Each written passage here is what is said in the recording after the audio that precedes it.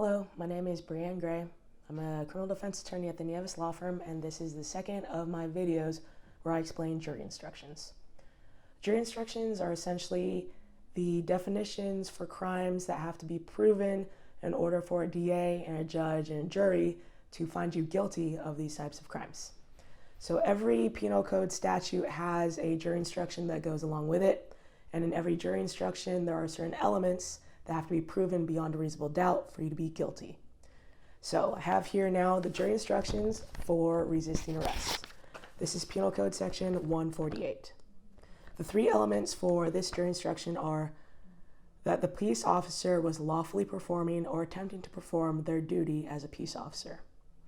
The second, the defendant willfully resisted, obstructed, or delayed the performance of that duty.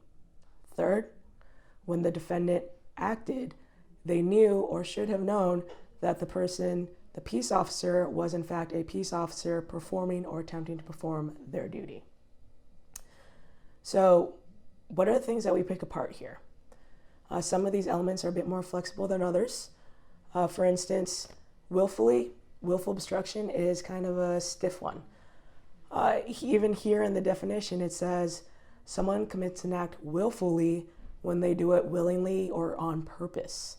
So you don't have to be trying to hurt someone, trying to get away, trying to gain any advantage. If you willfully act, this element has been proven.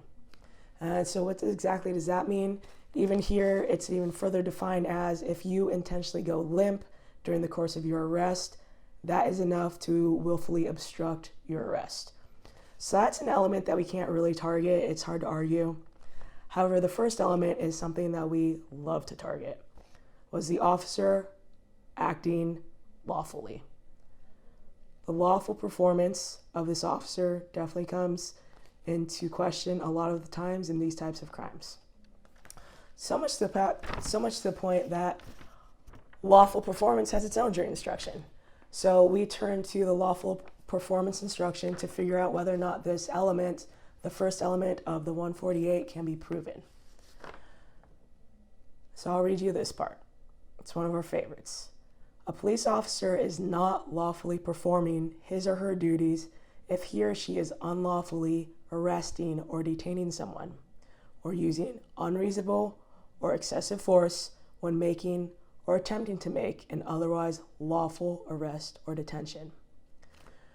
So that means if you might be guilty of an underlying crime and the officer knows that, the officer saw you commit a certain crime, the officer has all the reason to arrest you, it's a lawful arrest, but they arrest you using excessive force or unreasonable force, that makes your arrest unlawful.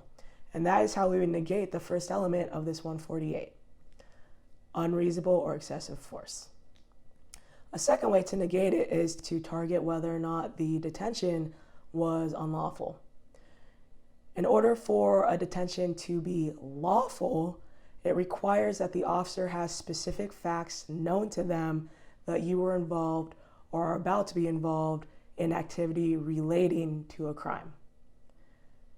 If that officer does not have those specific facts, if that officer only has a gut intuition, it's not enough. If you're detained because an officer has his gut intuition but no specific facts, it's an unlawful detention.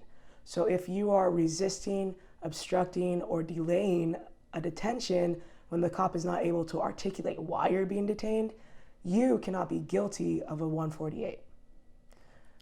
So now the third way to negate this is to target the arrest.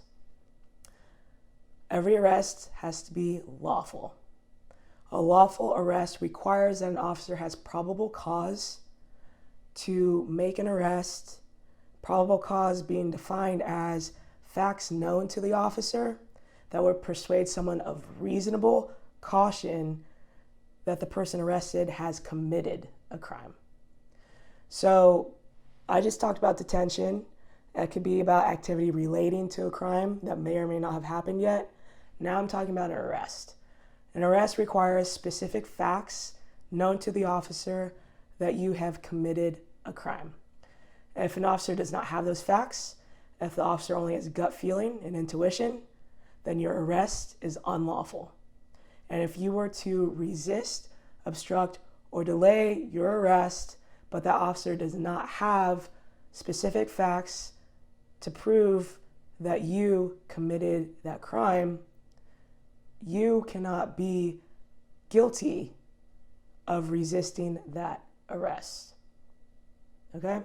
So, to walk it back, there are three things that will negate this element of an officer acting within their lawful performance, which is essentially proving that the officer's performance was unlawful.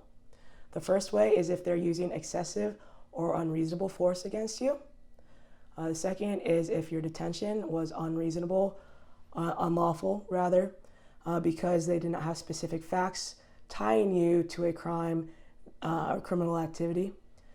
And the third way is to negate the arrest itself because the officer does not have probable cause to prove that you actually committed a crime.